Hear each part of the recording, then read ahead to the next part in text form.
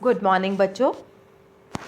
पिछले video lecture में आपने फंजाई में पाए जाने वाले एसेक्सुअल रिप्रोडक्शन की जानकारी प्राप्त की।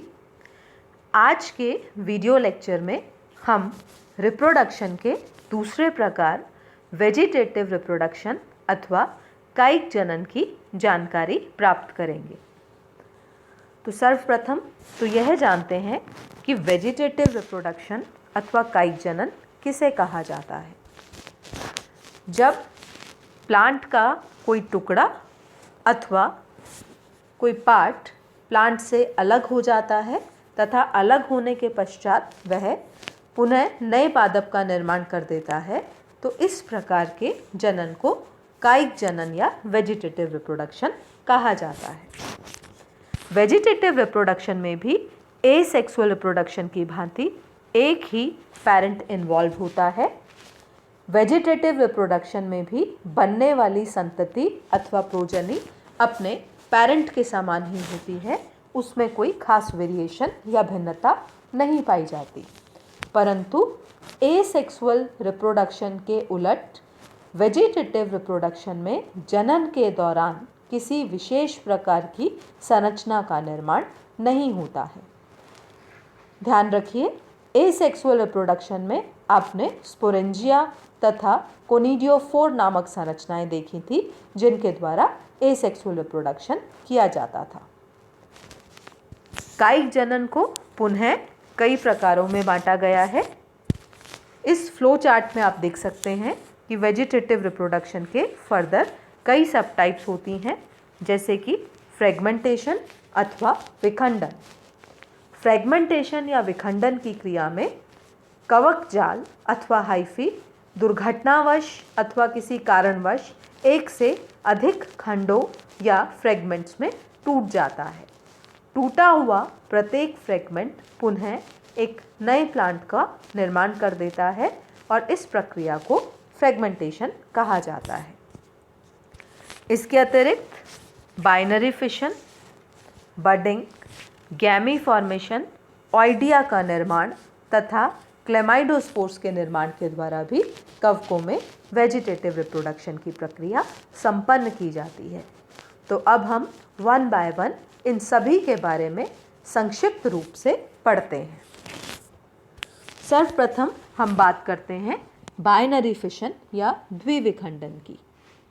बाइनरी फिशन ईस्ट में पाया जाता है। इस प्रक्रिया में मदर सेल संकुचित होकर दो भागों में बंटना शुरू हो जाती है। धीरे धीरे यह संकुचन और डीप होता रहता है, जिसके परिणाम स्वरूप एक मात्र कोशिका दो पुत्री कोशिकाओं का निर्माण कर देती है तथा यह पुत्री कोशिकाएं पुनः नए कवक जाल या हाइफी का निर्माण करती हैं। क्योंकि यहाँ पर एक मदर सेल दो भागों में बंट रही है, अतः इस पर्टिकुलर टाइप के डिवीज़न को द्विविखंडन अथवा बाइनरी फिशन के नाम से जाना जाता है। इसके पश्चात नेक्स्ट हम पढ़ेंगे बडिंग या मुकुलन के बारे में। इस प्रोसेस में कवक कोशिका का कोई भी भाग एक आउटग्रोथ के रूप में डेवलप होना शुरू होता है। यह आउटग्रोथ धीरे धीरे बड़ी होती जाती है तथा अल्टीमेटली यह मदर सेल से अलग हो जाती है तथा अलग होने के पश्चात एक नई सेल का या नए कवक सूत्र का निर्माण कर लेती है। ईस्ट में इस प्रकार का जनन पाया जाता है।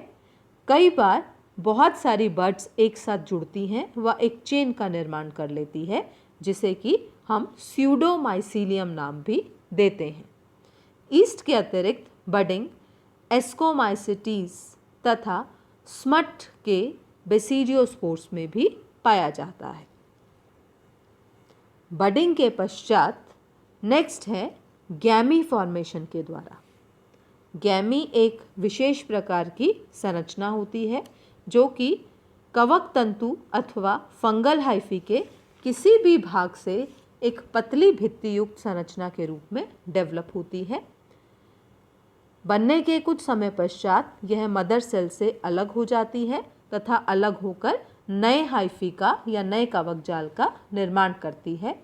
इस प्रकार इसे भी वेजिटेटिव रिप्रोडक्शन के अंतर्गत सम्मिलित किया जाता है। गैमी के पश्चात नेक्स्ट है क्लेमाइडोस्पोर्स। क्लेमाइडोस्पोर्स का निर्माण सामान्यतः प्रतिकूल परिस्थितियों में होता है।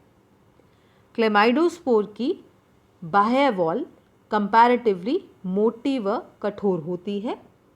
इसमें डेंस साइटोप्लाज्म या सघन जीवद्रव्य भरा होता है। इसमें एक्स्ट्रा भोजन भी लिपिड के रूप में स्टोर्ड रहता है। तो इस प्रकार प्रतिकूल परिस्थितियों में फंगल हाइफी में ही क्लेमाइडोस्पोर्स का निर्माण होता है। यह एकल रूप में अथवा कई बार चेन के रूप में भी पाए जाते हैं। यह क्लेमाइडोस्पोर इस फंगल हाइफी से पृथक हो जाते हैं और पृथक होने के पश्चात वापस जब अनुकूल परिस्थितियां आती हैं तो यह जर्मिनेट होते हैं तथा जर्मिनेट होकर नया कवक जाल या नया फंगल हाइफी बना लेते हैं। इसका उदाहरण है फ्यूजेरियम। फ्यूजेरियम में क्लेमाइडोस्पोर्स का निर्माण होता है। इसके पश्चात हम पढ़ेंगे ऑइडिया के बारे में। यह भी कायिक जनन के लिए बनी संरचना है। एरिसाइफी नामक कवक में ऑइडिया का निर्माण होता है। ऑइडिया फंगल हाइफी पर एक उभार के रूप में या एक प्रोजेक्शन के रूप में उत्पन्न होता है, जो कि आकार में बड़ा हो जाता है तथा कुछ समय पश्चात एक बेसल सेप्टा या एक आधारीय सेप्टा के निर्माण के द्वारा मूल हाइफी से अलग हो जाता है। अलग होने के पश्चात यह नए फंगल सूत्र का निर्माण करता है। कई बार हाइफी से अनेक ऑइडिया का भी निर्माण होता है।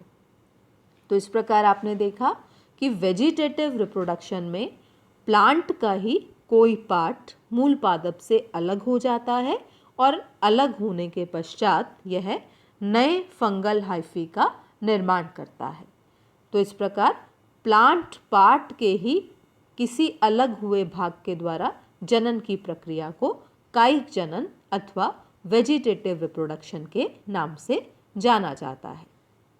वेजिटेटिव रिप्रोडक्शन सामान्यतः अनुकूल परिस्थितियों में होता है। कभी कभी कुछ स्पोर्स का निर्माण प्रतिकूल परिस्थितियों में भी होता है और वेजिटेटिव रिप्रोडक्शन के द्वारा नए फंगल हाइफी एक से अधिक संख्या में बनाए जाते हैं। इसके पश्चात हम सेक्सुअल रिप्रोडक्शन अथवा लैंगिक जनन का अध्ययन करेंगे। धन्यवाद।